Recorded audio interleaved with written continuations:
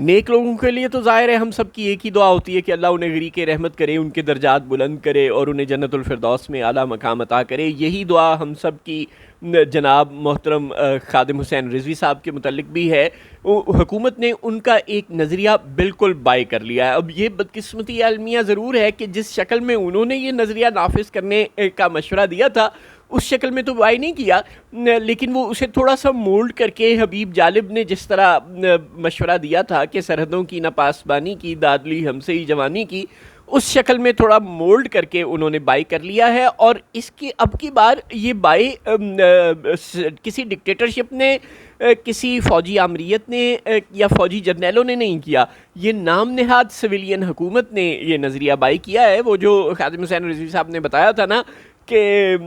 جو بھی آپ سے قرض مانگے تو اسے کہو بھائی قرض تو ظاہر ہے ہم نے واپس کرنا ہے، لیکن سود اسلام میں حرام ہے تو سود تو ہم واپس نہیں کریں گے، تو صرف قرض دیں گے، جو ہم نے پیسے تم سے لیے تھے وہ تمہیں واپس کر دیں گے، اور اگر کوئی نہ مانے تو اسے کہو آیا جے گوری. تو حکومت نے بھی بالکل یہی طرز عمل اپنا لیا ہے. اس نے دو ٹوک لفظوں میں بتا دیا ہے کہ اگر تو آپ ہماری بات مانیں گے، ہمارے سامنے سر جھکا دیں گے تو ٹھیک ہے، اگر کسی بھی بات سے انحراف کریں گے تو پھر آیا جے گوری. یعنی کہ ظاہر ہے آئی جے جیل، آیا جے لاپتہ کرنے کا معاملہ اور آئی جے پھینٹی نامعلوم افراد کے ذریعے جو بھی ممکن ہوا وہ کر رہے ہیں، صبح دوپہر شام کر رہے ہیں، چاہے پنجاب میں سی سی ڈی کے مقابلوں کی شکل میں ہو، چاہے پولیس یا کی جانب سے دن دہاڑے اٹھا کر لے جانے کی طرف سے ہو، چاہے ایف آئی اے کے کسی منظم گروہ کی جانب سے جھوٹے مقدمات میں لوگوں کو پھنسا کر گرفتار کرنے کی صورت میں ہو، چاہے نیب کے ذریعے سے جھوٹے کیسز بنانے کی شکل میں ہو، یا کسی اور ایجنسی کی طرف سے کسی اور قسم کی کارروائی کی شکل میں ہو. لیکن یہ عمل صبح دوپہر شام جاری ہے. عطا تارڑ صاحب نے، خواجہ آصف صاحب نے، رانا ثناء اللہ صاحب نے، میاں شہباز شریف صاحب نے، سرفراز بگٹی صاحب نے، محسن نقوی صاحب نے بار بار اپنے اس طرح کے ارادوں کا اظہار بھی کیا ہے اور دو ٹوک لفظوں میں کیا، اور وہ کوئی ڈھکی چھپی بات نہیں کر رہے. اور اپوزیشن اب جو بھی پلان کر رہی ہے، جیسے کہ اسد کیسر صاحب نے اور محمود اچکزئی صاحب نے اور زبیر عمر صاحب نے، جی ہاں اسد عمر کے بھائی زبیر عمر صاحب نے اور مصطفیٰ نواز کھوکر صاحب نے اتوار کے روز پریس کانفرنس کی، اور اس میں اسد کیسر صاحب نے بتایا کہ اب وہ ڈپلومیٹ سے ملاقات کرے گی، تحریک انصاف اور باقی جو جماعتیں ہیں اپوزیشن کی، اور ساتھ وہ اسلام آباد میں ایک سیمینار رکھ رہے ہیں جس میں وہ جو حکومت کی جانب سے آئین اور قانون کے ساتھ جو مذاق ہو رہا ہے، جو 26ویں آئینی ترمیم ہوئی اور اب 27ویں آئینی ترمیم کا ڈول ڈالا جا رہا ہے، بس ہوئی کہ ہوئی 27ویں آئینی ترمیم، اور اس میں جو بھی معاملات جوڈیشری کے رہ گئے ہیں ان کو بھی فکس کر دیا جائے گا مکمل طور پر، ہمیشہ کے لیے جوڈیشری کو غلام بنا دیا جائے گا سول ایڈمنسٹریشن کا، اور اس طرح کے جو بھی مثلا جو جرنیل ہیں ان کو سویلین عہدے لینے میں جو رکاوٹ پیش آ رہی ہے اگر کبھی کسی جگہ، تو وہ بھی دور کر دی جائے گی. آپ سمجھ تو گئے ہوں گے. تو یہ جو تمام معاملات ہیں جو 27ویں آئینی ترمیم کے ذریعے حکومت اب لانے کا ارادہ کر رہی ہے اور 26ویں آئینی ترمیم کے ذریعے پہلے سے لا چکی ہے، ان کو ڈسکس کرنے کے لیے اسد کیسر صاحب اور اپوزیشن کے دیگر رہنما ہمیں اتوار کے روز بتا رہے تھے کہ اب ہم ڈپلومیٹ سے ملیں گے، غیر ملکی جو سفراء ہیں ان سے ملیں گے، اور ساتھ ہم ایک سیمینار منعقد کر رہے ہیں جس میں ہم تمام جو سول سوسائٹی کے لوگ ہوں گے، وکلاء ہوں گے، ان سب کو، سیاسی جماعتوں کے لوگ ہوں گے، ان کو دعوت دیں گے اور انہیں بتائیں گے کہ حکومت معاشی میدان میں، قانونی میدان میں، آئینی میدان میں، سفارتی محاذ پر کہاں کہاں کیا کیا غلطیاں کر رہی ہے اور اس کا عوام کو کس طرح اس کی کاسٹ پے کرنی پڑ رہی ہے. دہشت گردی کے معاملات وزیرستان سے لے کے بلوچستان تک ہر جگہ کس طرح سر اٹھا رہے ہیں، اور حکومت کیسے اس مسئلے کو بھی مس ہینڈل کر رہی ہے، اور ڈاکٹر ماہرنگ کی جو قید ہے اور جو دیگر بی وائی سی کارکنان کی قید ہے، جو اختر مینگل کی پارٹی کے ساتھ ظلم و ستم روا رکھا جا رہا ہے بلوچستان میں، ان تمام معاملات کو بھی ہائی لائٹ کرنے کا اعلان کیا گیا ہے. تو اب ظاہر ہے عطا تارڑ صاحب نے ہمیں بتایا ہے کہ یہ جو لوگ ہیں نا اپوزیشن والے، یہ ملک کو ڈی اسٹیبلائز کرنے کی کوشش کر رہے ہیں، یہ انڈین ایجنڈے پر چل رہے ہیں، اور ملکی معیشت کے متعلق جو غلط خبریں یہ دے رہے ہیں نا، یہ دینا قومی مفاد میں ٹھیک نہیں ہے. اب یہ جب آپ بتاتے ہیں نا کہ قومی مفاد میں ٹھیک نہیں ہے تو بس سارا مطلب سمجھ میں آ جاتا ہے کہ نیشنل سیکیورٹی رسک ہے اب یہ، اور اب ان کو ہم پھینٹی لگائیں گے، ان کو سیمینار نہیں کرنے دیں گے، ان کو ملاقاتیں نہیں کرنے دیں گے، اور احتجاج تو ظاہر ہے ویسے ہی نہیں کرنے دیں گے۔ 14 اگست کو آپ وہ دفعہ 144 تو لگا نہیں سکتے، تو وہ عمران خان نے جو ایکسٹرا کلیور ٹرک چلا ہے، جو ترک کا پتہ کھیلا ہے 14 اگست کے احتجاج والا، وہ بھی ظاہر ہے ان کے گلے میں اٹکا ہوا ہے۔ وہ بھی بتا رہے ہیں کہ یہ قومی سلامتی کے خلاف ہے۔ 14 اگست تو جناب خوشی منانے کا دن ہے، آپ اس دن احتجاج کیسے کر سکتے ہیں؟ تو یہ غلط ہے، یہ کال واپس لے لیں۔ یہ بھی انہیں غصہ ہے، اور پھر وہ کہتے ہیں کہ آپ جو اکنامکس ہے اس سے متعلق تو بات ہی نہ کریں، ہم نے ملک کی اکانومی کو تو چاند پر پہنچا دیا ہے، تو اس بارے میں بھی آپ کوئی بات نہ کریں، اگر آپ کریں گے تو ملکی مفاد کے خلاف ہے۔ جی ہاں، ملکی مفاد کے خلاف ہے۔ قوم کو، عوام کو یہ بتانا کہ یہ جو آپ کو جھوٹ بول کر بتایا جا رہا ہے کہ ملکی معیشت بہتر ہوگی، یہ بالکل بہتر نہیں ہوئی، یہ قرضوں کے سہارے پر کھڑی ہے۔ ٹھیک ہے، جو ریمیٹنسز کی صورتحال ہے، باہر سے آنے والا پیسہ ہے اس کی وجہ سے، یا اندھا دھند جو ٹیکس کلیکشن ہے اس کی وجہ سے، یا دوست ملکوں سے اور آئی ایم ایف سے قرض پہ قرض لینے کی وجہ سے، اگر جو ہمارے فارن کرنسی ریزروز ہیں ان کی صورتحال کچھ بہتر ہو گئی ہے، یا جو پالیسیوں کا تسلسل ہے، جو فوج کا پش ہے، جو یقین دہانی ہے سرمایہ کاروں کو کہ ملک میں کسی قسم کی کوئی پولیٹیکل چینج نہیں آنے والا اور آئندہ 50 سال تک یہی حکومت رہے گی، اس پش کے نتیجے میں سرمایہ کاروں کا اعتماد ہے کہ چلو جو ہماری جو اس وقت پالیسیاں ہیں وہی چلتی رہیں گی، حکومت نہیں بدلے گی، لہٰذا اسٹاک ایکسچینج کی صورتحال بہتر ہے۔ لیکن اس کا مطلب یہ تو نہیں ہے کہ پاکستان کے تمام شعبے بہتر ہو گئے، خاص طور پر جو پاکستان ایک زراعت پر انحصار کرنے والا ملک ہے، اور جو زراعت کی صورتحال ہے، چینی کی صورتحال ہے، گندم کی صورتحال ہے، اور جو باقی تمام جو سبزیوں اور پھلوں کے معاملات ہیں وہ تو بہت ہولناک ہیں۔ پاکستان میں جو زرعی شعبے سے تعلق رکھنے والے لوگ ہیں وہ بہت بری طرح سے رل چکے ہیں۔ حکومت نے تو اس دفعہ کسانوں سے ان کے جو ریٹ ہے اس سبسیڈائز ریٹ پر گندم تک نہیں خریدی، اور وہ بالکل تباہ حال ہو چکے ہیں۔ اوپر سے سیلابوں اور بارشوں کی صورتحال عجیب و غریب ہے، موسم کی تبدیلی کا بھی سامنا ہے، اور سوائے ایک نمائشی قسم کے قرضے دینے کے کسانوں کو، اور سرکار کچھ نہیں کرتی ان کے لیے۔ تو جو مسائل پاکستان کے عوام فیس کر رہے ہیں، عطا طارر صاحب نے بتایا کہ اگر آپ اس پر بات کریں گے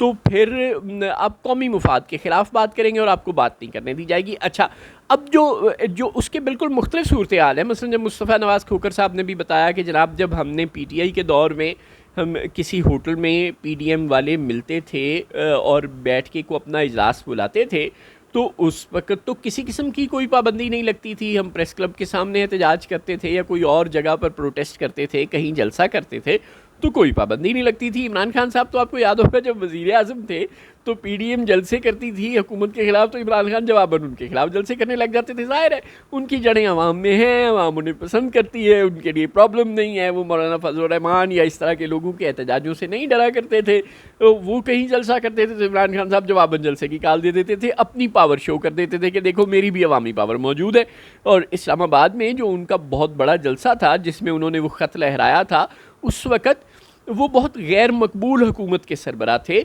کیونکہ عوام کسی بھی حکومت سے خوش نہیں ہوتے، اور عمران خان کے دور میں بہت مہنگائی ہوئی تھی اور بہت سارے مسائل تھے جس کی وجہ سے عوام بہت دل برداشتہ تھے، لیکن اس سب کے باوجود وہ ایک بہت بڑا کامیاب شو تھا۔ جو کہ حکومت گر رہی تھی، بالکل ان کے خلاف جو عدم اعتماد کی تحریک موو ہو چکی تھی اور حکومت آخری سانسوں پر تھی، فوج مل چکی تھی اپوزیشن کے ساتھ، سب کو نظر آ رہا تھا کہ عمران حکومت گرنے والی ہے، اس کے باوجود عمران خان نے لاہور میں نہیں، میاں والی میں نہیں، اسلام آباد میں بہت بڑا جلسہ کر کے دکھایا تھا اپنے آخری دنوں میں۔ اس کے بعد وہ امریکی سازش کا جو انہوں نے وہ بیانیہ وہاں سے لانچ کیا تو پھر پی ٹی آئی کی مقبولیت میں صبح دوپہر شام اضافہ ہونے لگا، جو آج تک جاری ہے۔ لیکن اس مقبولیت میں اضافے کا جو انہوں نے خط وہاں لہرایا، جو سبب بنا، اس سے پہلے ہی اس جلسے میں جو لوگ آ چکے تھے وہی بہت بڑی تعداد میں تھے، تو چنانچہ وہ تو ڈرتے نہیں تھے اس طرح کے لوگوں سے۔ لیکن اب جب مصطفیٰ نواز کھوکھر صاحب یہ کہتے ہیں کہ جناب پی ٹی آئی کے دور میں تو یہ نہیں ہوا تھا، تو جواباً پھر وکٹم بلیمنگ شروع ہو جاتی ہے، لوگوں کو بتایا جاتا ہے کہ عمران خان کے دور میں بلوچوں کے ساتھ یہ ہوا تھا، عمران خان کے دور میں پٹھانوں کے ساتھ یہ ہوا، پنجابیوں کے ساتھ یہ ہوا، نون لیگ کے لیڈروں کے ساتھ یہ ہوا، پیپلز پارٹی کے لیڈروں کے ساتھ یہ ہوا، فریال تالپور کے ساتھ یہ ہوا، مریم نواز کے ساتھ یہ ہوا، رانا ثناء اللہ، خواجہ سلمان سعد رفیق کے ساتھ یہ ہوا۔ بالکل ہوا، غلط ہوا، بہت غلط ہوا، لیکن سوال بہت سادہ ہے کہ اب وہ لوگ قید میں ہیں، اور آپ وکٹم کو لاکھ بلیم کر لیں، آپ عوام کی ہمدردی نہیں بدل سکتے. دیکھیں ایک چیز کو سمجھ لیں،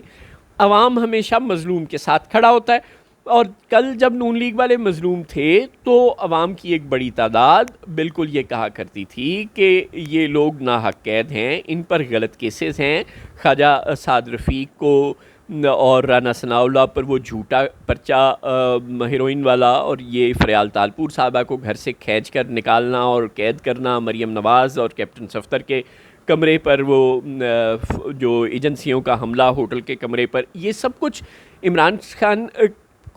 کی حکومت پر بدنما داغ تھے. لوگ ان کی حکومت کو اس بات کی وجہ سے بری طرح سے کرٹیسائز کرتے تھے. تو آج آپ لاکھ کہیں گے کہ جو کچھ پی ٹی آئی پر ہو رہا ہے اس کا جواب آپ دیں گے کہ جی ان کے دور میں بھی یہ ہوتا تھا، تو لوگ اس سے پی ٹی آئی سے متنفر نہیں ہونے والے، کیونکہ اس وقت تو پی ٹی آئی قید میں ہے نا، تو وہ لوگ اس سے کیوں متنفر ہوں گے. وکٹم بلیمنگ کا کوئی فائدہ نہیں ہوتا، آپ لاکھ وکٹم بلیمنگ کرتے رہیں اس کا کوئی فائدہ نہیں ہونے والا، کیونکہ وہ وکٹم ہیں. اگر آپ یہ چاہتے ہیں کہ آپ کا بلیم اثر کرے تو اس کا پھر ایک ہی حل ہے کہ آپ پہلے یاسمین راشد کو، بشرا بی بی کو اور ڈاکٹر ماہرنگ بلوچ کو رہا کریں. جب تک آپ ان خواتین تک کو رہا نہیں کریں گے، مردوں کی بات تو چلیں بعد میں ہے، اور جو آپ نے مائنرز کو بھی جو ابھی ایڈلٹ نہیں ہیں ان کو بھی پکڑ لیا ہے ان کیسز میں، جب تک آپ ان لوگوں کو رہا نہیں کریں گے اس وقت تک سیاسی قیدیوں کی تعداد جب تک آپ کم ہی نہیں کرنے پر راضی، ختم کرنا تو دور کی بات، اس وقت تک لوگ آپ کی باتوں سے، آپ کے نیریٹو سے متاثر نہیں ہونے والے. اس وقت تک لوگ آپ کو کرٹیسائز ہی کرتے رہیں گے. آپ چاہے لاکھ انہیں یاد دلاتے رہیں گے پی ٹی آئی کے دور میں یہ ہوا تھا، تو اس کا کوئی فرق نہیں پڑنے والا. قطع نظر اس بات کے کہ اپوزیشن کی جماعتوں میں آپس میں اتفاق ہو پاتا ہے یا نہیں، قطع نظر اس بات کے کہ اسد کیسر اور بیرسٹر گوہر اور پی ٹی آئی کے باہر موجود لیڈران اپوزیشن کی دوسری جماعتوں کو اور لوگوں کو جو ان کے ساتھ ہیں، محمود اچکزئی اور مصطفیٰ نواز کھوکر اور یہ سب ان اور زبیر عمر جیسے لوگ، ان کو جو یقین دہانیاں کروا رہے ہیں کہ اب کی بار ہم کبھی اسٹیبلشمنٹ کے ساتھ کھڑے نہیں ہوں گے، کبھی ڈیل نہیں کریں گے،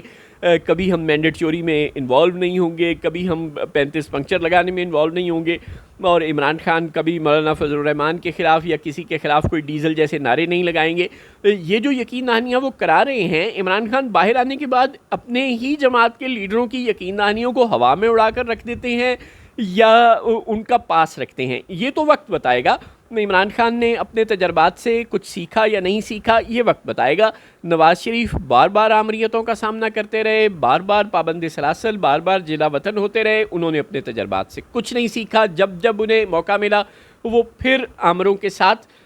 ہاتھ ملاتے رہے. عمران خان کا یہ پہلا موقع ہے، انہوں نے ایک طویل قید کاٹی ہے. نواز شریف کی ٹوٹل قیدوں سے زیادہ طویل قید ایک ہی بار میں کاٹ لی ہے. کوئی ایک بار بھی ہاسپٹل نہیں گئے، ایک بار بھی باہر فرار ہونے کی درخواست نہیں کی، بلکہ حکومت سے خود کہتے ہیں میرا نام ECL میں ڈال دو اور کر لو میرا جو کرنا ہے، میں نہیں جاؤں گا باہر. بنی گالا تک شفٹ ہونے پر تیار نہیں ہوتے. تو بالکل اس وقت تو آپ عمران خان کو جتنا مرضی بلیم کر لیں گے، وکٹم بلیمنگ کا کوئی فائدہ ہوا نہیں کرتا. اب جتنا مرضی لوگوں کو یاد دلا لیں گے کہ جی پی ٹی آئی کے دور میں ہمارے ساتھ بھی یہ ہوتا تھا، لوگ وہ باتیں بھول جائیں گے، کیونکہ اس وقت پی ٹی آئی مظلوم ہے تو لوگ اس کے ساتھ رہیں گے. ہاں، عمران خان باہر آنے کے بعد ایک مرتبہ پھر اسٹیبلشمنٹ سے ہاتھ ملاتے ہیں یا اسٹیبلشمنٹ سے ہاتھ ملا کر باہر آتے ہیں. اگر ایسا کچھ ہوتا ہے تو پھر لوگ بالکل پی ٹی آئی کے خلاف ہونا شروع ہو جائیں گے. لیکن اس وقت تک تو آپ کے ان دعووں کا، ان یقین دہانیوں کا، ان پرانی باتوں کو یاد دلانے کا کوئی فائدہ نہیں ہونے والا. جب تک آپ اپنی آمرانہ روش برقرار رکھیں گے، جب تک آپ پی ٹی آئی کے سیمینار کو ہوسٹ کرنے کی اجازت کسی ہوٹل کو نہیں دیں گے، جب تک آپ اڈیالہ جیل کے باہر اور پارلیمنٹ ہاؤس کے باہر سے پی ٹی آئی کے لوگوں کو گرفتار کرتے رہیں گے، جب تک آپ ان کی ڈپلومیٹ سے ملاقاتوں کو بھی ملک دشمنی، غداری اور اس طرح کے فتوے لگاتے رہیں گے، لوگ اور آپ کے خلاف ہوتے رہیں گے اور آپ کے نیریٹو کو کوئی بائی نہیں کرنے والا. کیونکہ مظلوم کے ساتھ کھڑا ہونا پاکستان کے عوام کی فطرت میں شامل ہے. جب تک آپ تحریک انصاف کی مظلومیت کو ختم نہیں کریں گے اس وقت تک لوگ آپ کے ساتھ کھڑے نہیں ہوں گے. بائی دی وے مظلوم آپ بھی ہیں، کیونکہ وزیر اعظم پاکستان مل رہے ہیں وہ بچے سے، اکرام اللہ کاکڑ سے، جس کی عمر غالباً 12-14 سال ہوگی، چلیں 15 سال ہوگی، اور آرمی چیف مل رہے ہیں سینٹ کام کے آؤٹ گوئنگ اور کمنگ کمانڈر سے، دنیا بھر کے ڈیفنس چیف سے، اور ہو سکتا ہے وہ واشنگٹن میں ہیں تو ایک دو دن میں ڈونلڈ ٹرمپ سے بھی دوبارہ مل لیں. خبریں تو بہرحال اس کی افواہیں تو موجود ہیں. تو اگر یہ سب کچھ ہوتا رہا اور آرمی چیف اسی طرح ڈونلڈ ٹرمپ سے اور طیب اردوان سے ملاقاتیں کرتے رہے اور وزیر اعظم اکرام اللہ طارق سے اور وہ چھوٹے کاکے یوٹیوبر سے، پتہ نہیں اس کا کیا نام تھا، ملاقاتیں کرتے رہے، تو پھر وکٹم تو آپ بھی ہیں. لیکن چونکہ آپ وکٹم ہونے کے ساتھ ساتھ لگژریز کو انجوائے بھی کر رہے ہیں، وزارتوں کو انجوائے بھی کر رہے ہیں، پاور کو شیئر بھی کر رہے ہیں، تو پھر آپ کے ساتھ لوگ نہیں ہونے والے. اگر آپ یہ چاہتے ہیں لوگوں کو دکھا کے کہ دیکھو یار میں اپنے مطلب وزیر اعظم ہوں، میری کوئی اوقات ہی نہیں، ڈونلڈ ٹرمپ میں نے منہ نہیں لاندا اور بار بار میرے آرمی چیف سے ملاقاتیں کر رہا ہے اور مجھے لفٹ نہیں کراتا، اگر آپ اس طرح کا کوئی وکٹم کارڈ کھیلنا چاہ رہے ہیں تو پہلے کرسی چھوڑنی پڑے گی. کرسی پہ بیٹھ کے آپ کی مظلومیت کو کوئی نہیں ماننے والا.